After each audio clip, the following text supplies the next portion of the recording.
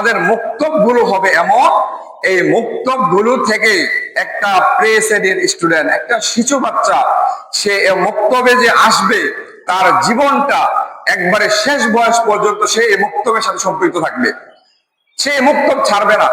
এই ফজরের নামাজের পর, ফজরের সলাতের পর সে যে কায়দা সূরা দিয়ে শুরু করবে, তার শেষ বয়স পর্যন্ত মসজিদ ব্যবস্থাপনা এমন হবে, তার শেষ বয়স পর্যন্ত সে সেই আলেমের কাছে, যে হুজুর থাকবে, যে আলেম থাকবে, ইমাম সাহেব থাকবে, তাদের কাছে শেষ বয়স পর্যন্ত সে কোরআন শোনাবে, সে হাদিস শিখবে, সে মাসআলা শিখবে। ঠিক এমনই ভাবে তার প্রতিদিনের ব্যবসা বাণিজ্য সহ দৈনন্দিন রুটিনের ভিতরে এই মক্তবটা থাকবে একটা সিলেবাস।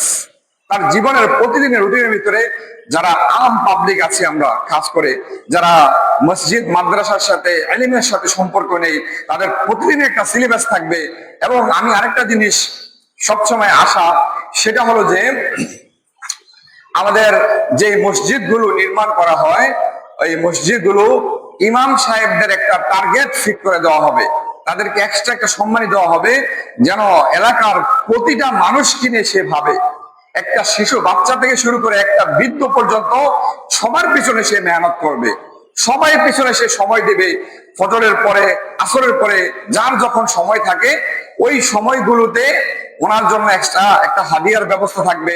ওই সময়গুলোতে সবাই এখানে সময় দিবে, যার যখন সুবিধা, কারো এশারের পরে, কারো আসরের পরে, কারো ফজরের পরে। এলাকার প্রতিটা বালক যেন, প্রতিটা পুরুষ যেন মসজিদ কেন্দ্রিক হতে পারে, মসজিদ থেকে শিক্ষা গ্রহণ করতে পারে, একবারে কায়দা থেকে শুরু করে, সূরা থেকে শুরু করে একবারে হাদিস, কোরআন, মাসআলা, মাসাইল সবকিছু যেন সে মসজিদ থেকে শিক্ষা গ্রহণ করতে পারে। মসজিদ ব্যবস্থাটা এমন হওয়া দরকার।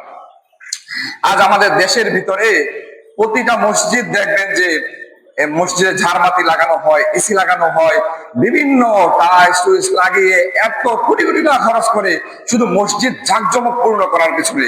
কিন্তু মসজিদের ভিতরে ঈমানটা যেন থাকে, তাকওয়া যেন থাকে, নামাজ যেন সবার গুলো, সালাত গুলো যেন সবার কবুল হয়, এই জন্য কোনো মেহনত নাই, এই জন্য কারো কোনো ফিকির নাই।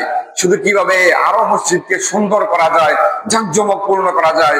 শেষ জমানায় একটি হাদিস, সেটা হলো রাসূল সাল্লাল্লাহু আলাইহি সাল্লাম বলেন, শেষ জমানায় মসজিদ গুলো হবে জাঁকজমক পূর্ণ, কিন্তু মানুষের মধ্যে থাকবে ঈমান শূন্য।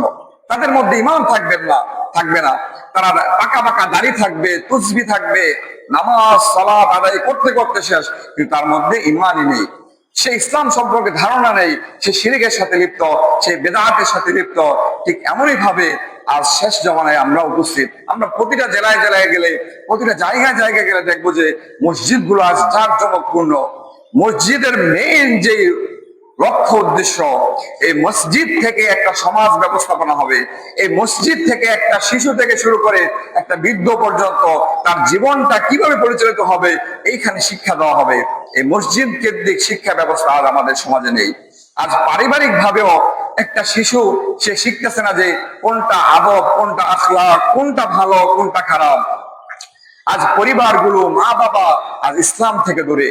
আর যারা মা বাবা হচ্ছে তাদেরও অনেকেরই ন্যূনতম ইসলাম সম্পর্কে ধারণা নেই, ন্যূনতম ইসলামিক জ্ঞান নেই, যে তার বাচ্চাকে সে কি শিখাবে, তার বাচ্চাকে সে কিভাবে মানুষের মতো মানুষ করবে, তার সে নিজেও এই শিক্ষাটা অর্জন করতে পারে না। আফসোস। এই জন্য আজ আমাদের যাদের ভিতরে ঘাটতি আছে, আমরা সবাই চেষ্টা করব যেন নিজে ইসলামিক মূল্যবোধে বিশ্বাসী হই, নিজে ইসলাম সম্পর্কে ভালোভাবে জানি, এবং আমাদের সমাজটাকে, পরিবারটাকে, ব্যক্তি জীবনে সন্তানদেরকে এবং মসজিদটাকে কিভাবে ইসলামিক পরিবেশে গড়ে তোলা যায়, এই জন্য আমরা সবাই সম্পূর্ণ চেষ্টা করবো। সময় হাজিরিন।